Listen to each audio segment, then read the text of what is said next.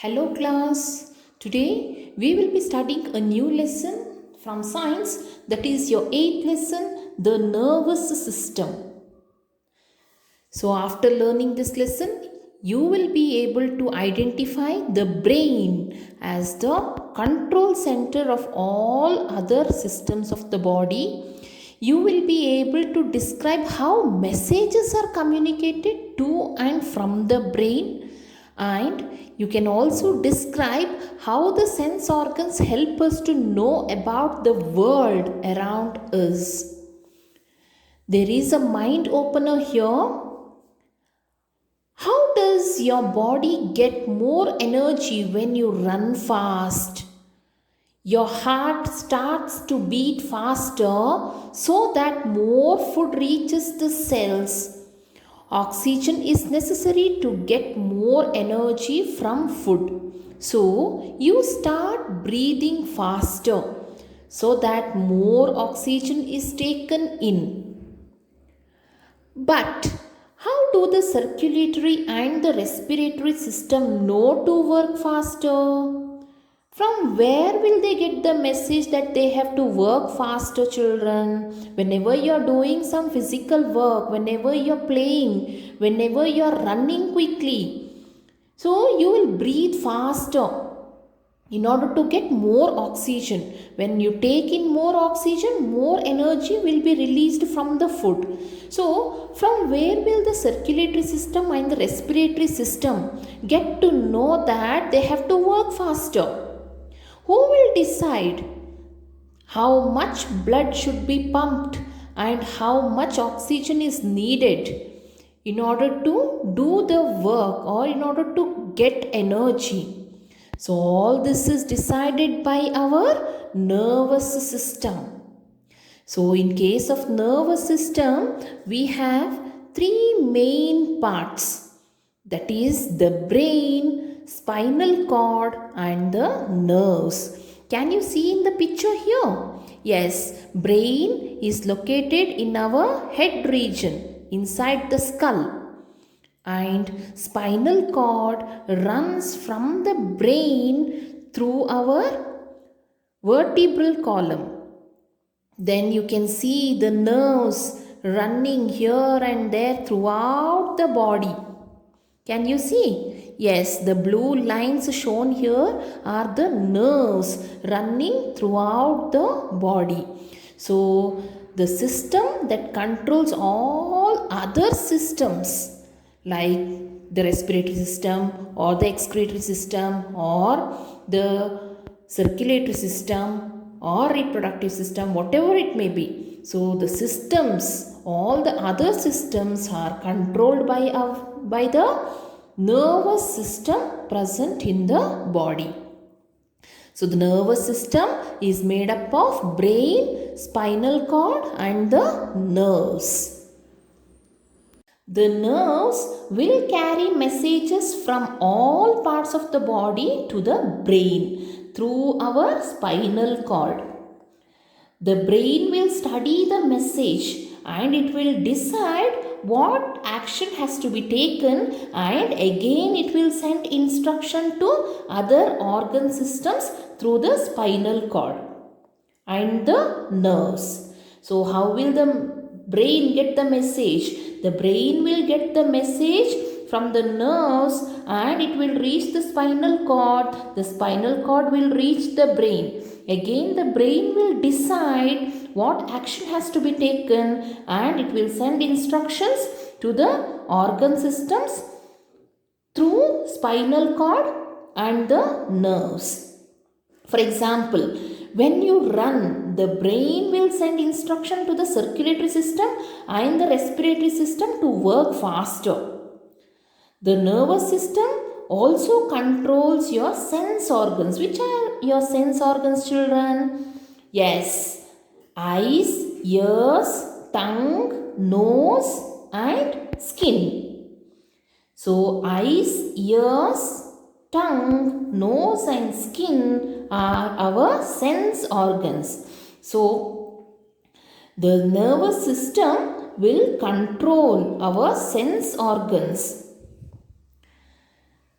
Without the nervous system, we cannot even see or hear, or we cannot even smell or taste the food, or we cannot feel anything. We cannot do any of our work.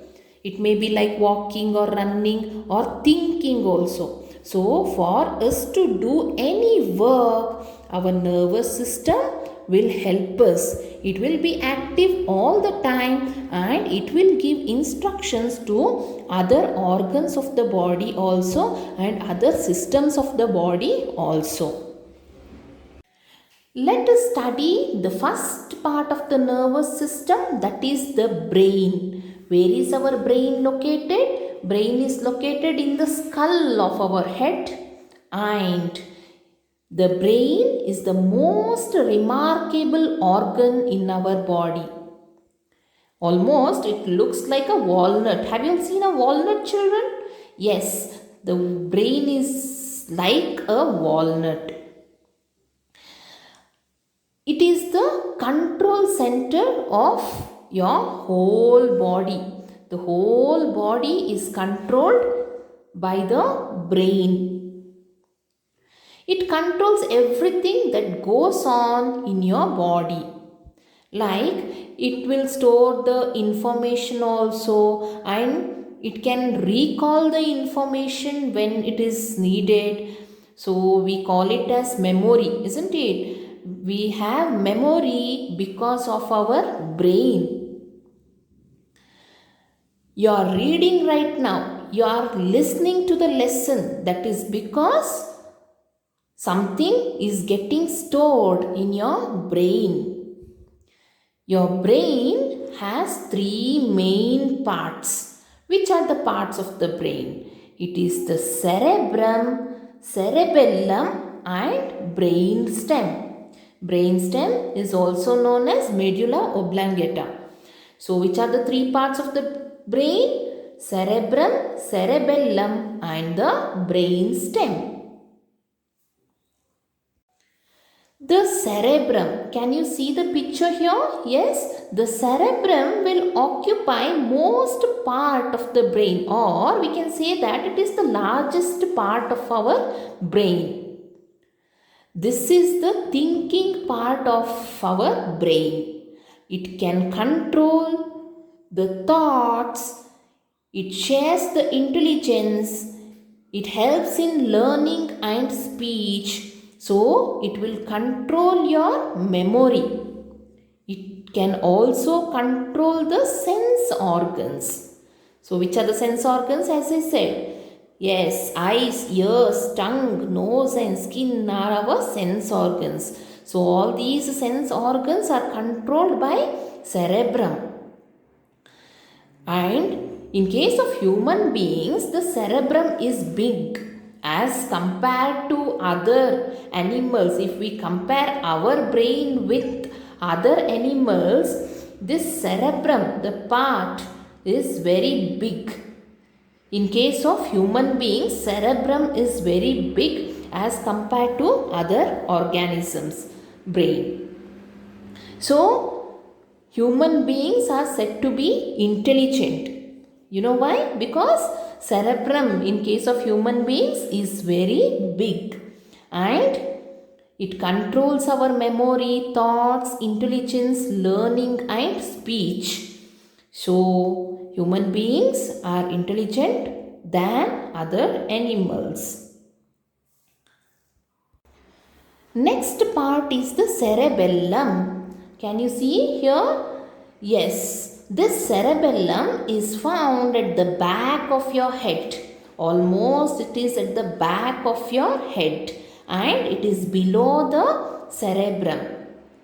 It will control the movement of our muscles and also it helps us to keep the balance. We can walk straight because it helps us to maintain the balance.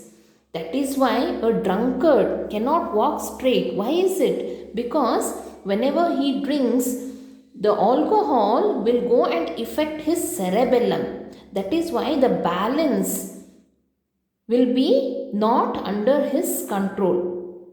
So what is the function of cerebellum? It helps us to keep balance, and it also controls the movements of our muscles. Next, last part of the brain is the brain stem. It is the lower portion of your brain and it connects the brain to the spinal cord. It controls all the involuntary actions. It may be like swallowing or breathing and circulation. So, breathing or circulation are the involuntary functions carried out by our body.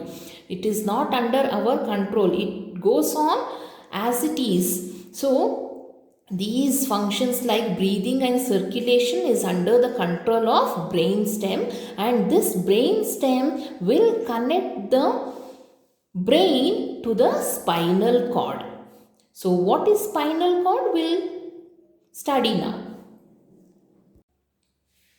Now you all studied that the brain has got three parts: the cerebrum, cerebellum and the brainstem. Next, we have to study about the spinal cord. The brainstem will connect the brain to the spinal cord.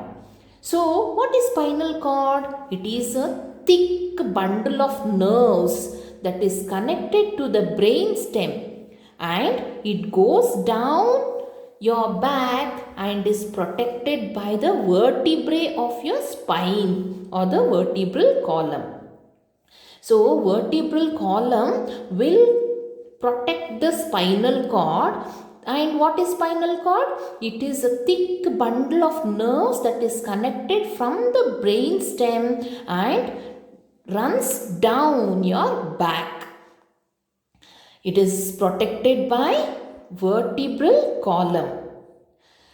Nerves will come out from the spinal cord and it will form a system of lines or the wire-like or rods-like connected to each other, and it runs all over your body.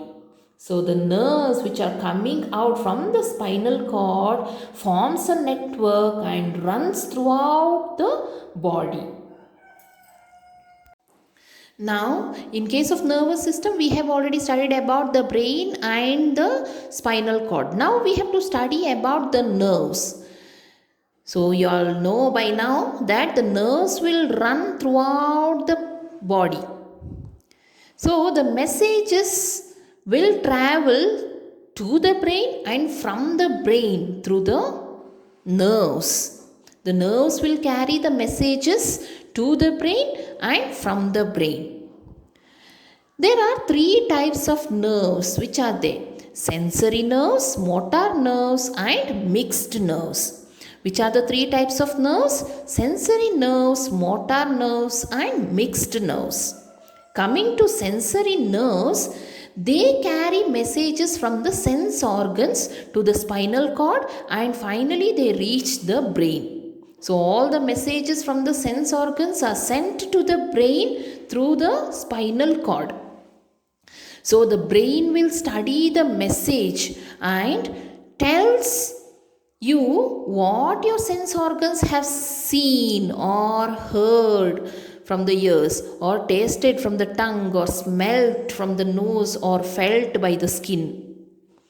So the messages are carried in one direction only. Whatever messages the brain has received from the sense organs will be reached to the brain by the sensory nerves. Here, the function of sensory nerves is to send the message from the sense organs to the brain. They carry the message in one direction only. Whatever message it gets from the sense organs will be carried to the brain. In case of motor nerves, now you must understand that the sensory nerves has carried the messages to the brain. Again, the brain has to think and it has to take action towards the sense organs or whatever it has seen or heard or tasted, isn't it? So, what the motor nerves will do? They will carry orders from the brain now and spinal cord to rest of the body parts. Whatever orders are given by the brain is carried to particular organs of the body or body parts. If your sensory nerves has reported that the eyes have seen that you are about to hit a pillar, then what? The message will be sent by the brain. The brain will send the message to your leg immediately to take off your leg muscles to get out of the way. The motor nerves will help your leg, or it will send message to your leg muscles to get out of the way so that you will not hit to a pillar.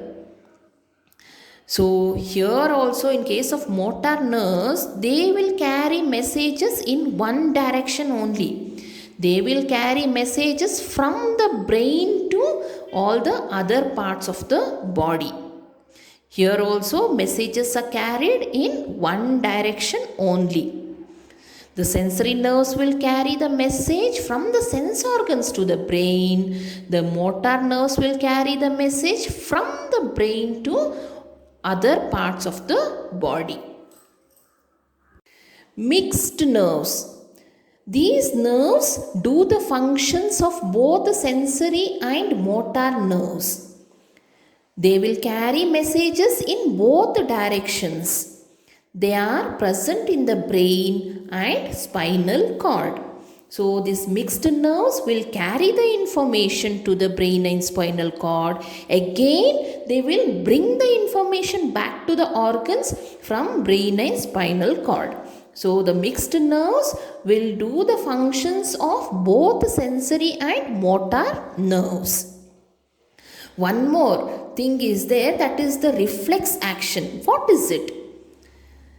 These actions are sudden reactions. Sudden actions taken by you is known as the reflex actions. Sudden actions taken by the body is known as the reflex actions. Here, the messages will not reach the brain to decide what have to be done. The messages will reach the spinal cord, and spinal cord will suddenly decide what has to be done. For example, if you accidentally touch a hot iron, you will withdraw your hand immediately, isn't it, children? If you touch something hot, what you will do? You will withdraw your hand suddenly. You will take your hand back suddenly. That means this is an automatic reaction. It will happen so fast that you do not take any time to think also. It will happen by itself. So such automatic actions are called as reflex actions. So here in these cases, the messages will not go to the brain. The spinal cord senses the danger and will take action immediately in order to avoid any pain or damage to the body. You have many other examples. Pulling away your hand as soon as you touch something hot. Blinking when something enters the eye. Putting up your hand to stop something hitting your face. Ducking to escape being hit. And so on are the examples of reflex action. So, if at all something enters your eyes, you will blink your eyes so quickly, isn't it? Or if you're about to touch, or if you have already touched something hot, you will withdraw your hand. Sometimes what you will do, if your mother is about to beat you, you will take your hand up in order to stop her from beating. You will put your head down if you are about to hit something, or if somebody is about to hit you on your head, you will bend your head down. So all these are the examples of reflex actions. Can you give some more examples of reflex actions, children? So you might have many experience of reflex actions, isn't it? So you think about it. Okay, we'll continue the lesson. Your brain is responsible for coordinating most of your movements. There are some movements that you have to learn. You learn to ride a bicycle or to play a piano. Once you have practiced enough, your brain starts sending the instructions to the muscles almost automatically. You no longer have to think about what to do, isn't it? So many actions are there which has to be practiced. You need to get experience. For example, if you want to learn to ride a bicycle, you need to practice. You have to learn. Or if you want to practice dance, you need to learn the steps. Your brain has to learn that, isn't it? Yes, once you have practiced enough, then your brain will start sending the instructions to the muscles of the body parts to do the work automatically. So now you all came to know about the reflex actions? Yes.